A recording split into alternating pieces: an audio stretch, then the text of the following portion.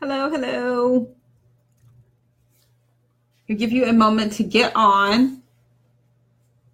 I'm sure you were not expecting to see me here, but I am here anyway and very excited. I hope you're having a fantastic day. If you're watching this on the replay, make sure to hashtag replay so that I know that you were here. I really do appreciate my replay viewers. And yeah, make sure you get the subscribe so you get the live notifications when I go live on this page. So I'll give you a few seconds to get on. And while you're doing that, I'm actually going to share this out in a few of my favorite spots.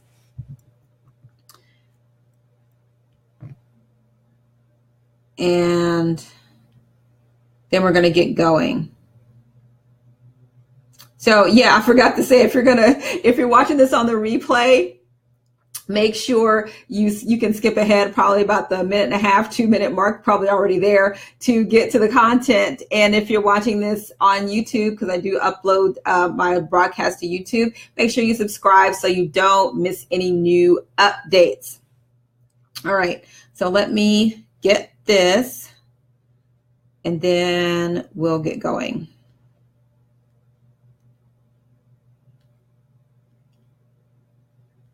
All right, let me find it first. Okay, I think I'm just going to have to do this after I get off of this live broadcast and share it out, because yeah, that's not working like it's supposed to. Okay, so what I want to share with you today is really 5 sources of video content that you really don't have to think about. I'm sharing while I am talking. Sorry. Okay. So one of the obstacles that people go through when they're talking about, doing video, starting live broadcasts, that kind of thing, is where to get the content. Like, the main concern is feeling like you're going to run out of content, or you don't know where to get content or something like that. It's always content driven. So what I want to share with you is 5 sources. I had to get my notes. 5 sources where you can actually get content and, really start to establish yourself as an authority, as an expert, and to really build your following online and establish yourself as an authority online. So I want to share with you 5 sources you don't have to think about. Okay. So number 1 is to start sharing things that you learn. Okay. You've probably heard learn, implement, share, and teach, the LIST method. There's all kinds of methods, but the point is that you want to start sharing the things that impact you, that you learn, that you found valuable to you. You can actually turn around and share that with your audience. And it doesn't matter if you've actually gotten a result from that yet. It's just the fact that you've learned something great that meant something to you, and you've turned around and shared it to your audience so they can find the value and implement and possibly get a result as well. Because if they get a result based on what you shared with them, it doesn't matter that you didn't get the result. It matters that they got a result. Okay. So it's what you sharing is going to help someone else get results. It's not about you. It's about them. Okay. Number 2, this quote, I believe, comes from Ray Higdon. And it says, your old notebooks are literally uncashed checks. How many times do we go to an event or buy a product or find something new and we're scribbling? I got notebooks galore. Okay. And so what he's saying is that everything that you learned in those notebooks, you need to put it out there. You need to share what impacted you. Again, so, if you go to a live broadcast, if you're on a motivational call or a training call or something, whatever you learn from that, whatever you're scribbling down in your notebook, go back to that notebook and share what you learned. Okay. Number 3, this was great. I heard this from Bob Heilig, and he said, think of yourself as a DJ, not as a songwriter. And this is the analogy he used. He said, we know with DJs, they start out by playing other people's music. They spin other people's records. Well, that's what you do. You take something that you've learned from somebody else and put your own spin on it. And then it kind of becomes yours. No, was it your thought originally? No, but how you brought it out, how you shared it, that is what makes it yours. When you share your own perspective, and as you study more, as you learn more, then you will start to gain your own perspective about things, and then eventually become a thought leader versus just the DJ. But in the beginning, just be a DJ. Play other people's music. Okay, there is nothing new under the sun. There is nothing wrong with you sharing something that you learned from somebody else.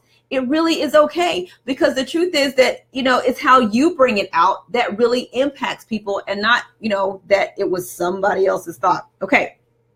The next one is, so we're on number 4, use the take the journey with me approach. Okay. I have seen this a lot, and I'm not sure if I've actually ever used it, but this is really great. So when as you're going through stuff, you might be, on a quest to, to earn a 6-figure income, or lose a certain amount of weight, or gain an education, or, whatever your goal is you take the journey with me approach. And you're really honest with your audience and say, hey, here is where I am. This is where I'm trying to go. I'd like for you to take this journey with me. Easy peasy lemon squeezy. So when you are, when you're going through stuff and something, a milestone happens, or if you experience a failure, okay, it's okay to share your failures. So if you take that journey, their journeys are ups and downs, right? So be authentic, be open, be willing to share that. All right. And the last one is just documenting your life. Right? Just documenting what's going on in your life ever so often. You might be taking the kids to school. You might be sitting in some god-awful traffic jam. You might be on a trip. You might be at the hair salon. You can be anywhere. Just every, couple of hours, just, turn it on and just start talking to people. Listen, we like reality TV. If we didn't, there would not be so many reality TV shows. People like to watch other people's lives. And especially when you share the failing moments, that's when you really relate to people, because then they begin to think about their own failures. And if they see you bounce back, then they feel like they can bounce back too. Just by sharing your failures, you are offering people hope. And that's what they want. People need hope. Okay. Hope is a fantastic currency. So you don't have to go create anything new. You can just document your life, document you yelling at your kids, burning your dinner, So it doesn't matter. It doesn't always have to be that deep. Okay. That's what I'm trying to say. It doesn't have to be that deep. You can just turn on the camera and talk to people, be like, look, I'm tired.